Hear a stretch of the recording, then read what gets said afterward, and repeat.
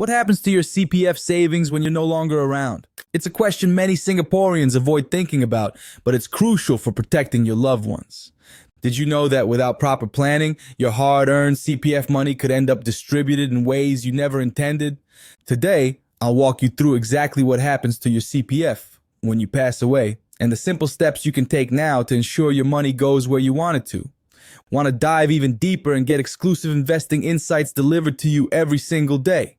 For just $1 a month, you can become a premium member and unlock a wealth of additional content, including daily CPF optimization strategies, early insights into promising retirement planning approaches, and deeper dives into estate planning that will give you a real edge in growing your wealth.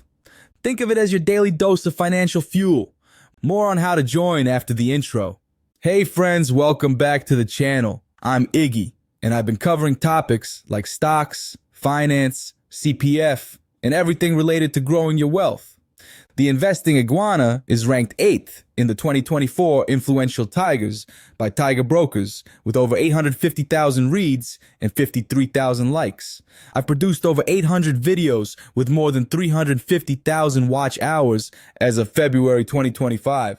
I also focus on regional and global economic trends. Let's start with the most important fact about your CPF savings when you pass away. They don't automatically form part of your estate. This means your will doesn't cover your CPF money. Surprised? Many Singaporeans are.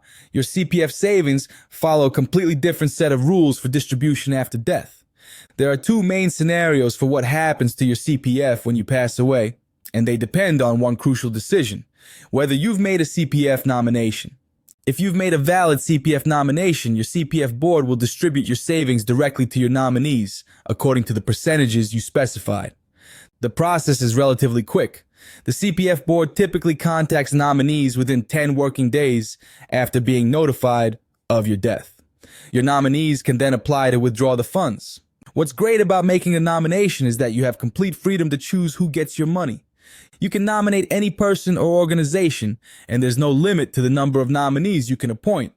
Want to leave some money to your favorite charity? You can do that. Want to split it among family members in specific proportions? That's possible too. But what exactly does a CPF nomination cover? It includes CPF savings in your ordinary, special, MediSave, and retirement accounts, CPF life unused premiums, and discounted Singtel shares. However, it's important to know what isn't covered by your nomination. Properties bought using CPF savings, payouts from the Dependents Protection Scheme, and investments made under the CPF investment scheme. These assets are handled separately, according to your will or intestacy laws. Now, what happens if you haven't made a CPF nomination? This is where things get more complicated and potentially problematic.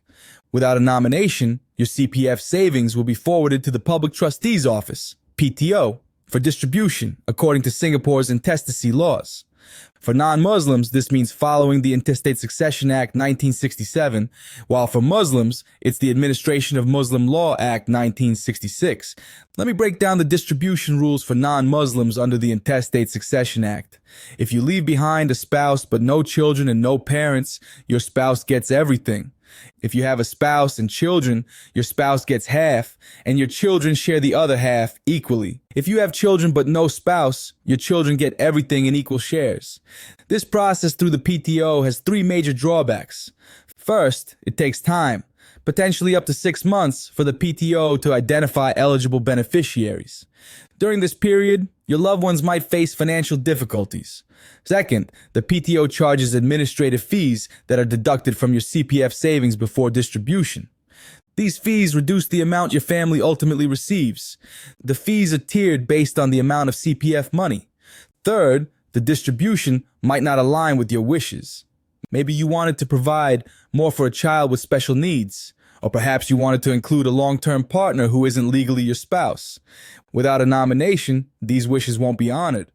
The good news is that making a CPF nomination is free and straightforward. You must be at least 16 years old and of sound mind. You can now make your nomination online anytime, anywhere, which makes the process much more convenient. It's also crucial to review your nomination regularly, especially after major life events. Marriage automatically revokes any existing CPF nomination. However, divorce does not revoke your nomination, so if you no longer wish to provide for your ex-spouse, you'll need to make a new nomination. There are a few special situations worth noting. If one of your nominees is under 18, the CPF board will send their share to the PTO to be held in trust until they reach adulthood. If a nominee passes away after you, but before receiving the money, their share becomes part of their estate. Think about this. You've worked hard your whole life to build up your CPF savings. Doesn't it make sense to spend a few minutes ensuring those savings go exactly where you want them to after you're gone? Making a CPF nomination is one of the simplest yet most important financial planning steps you can take.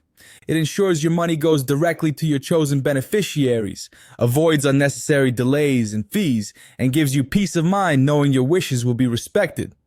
When was the last time you checked your CPF nomination status? If you've never made one, or if you've experienced major life changes since making one, today is the perfect day to take action.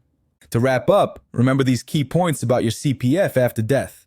Without a nomination, your CPF goes to the public trustee's office, faces delays and fees, and follows intestacy laws.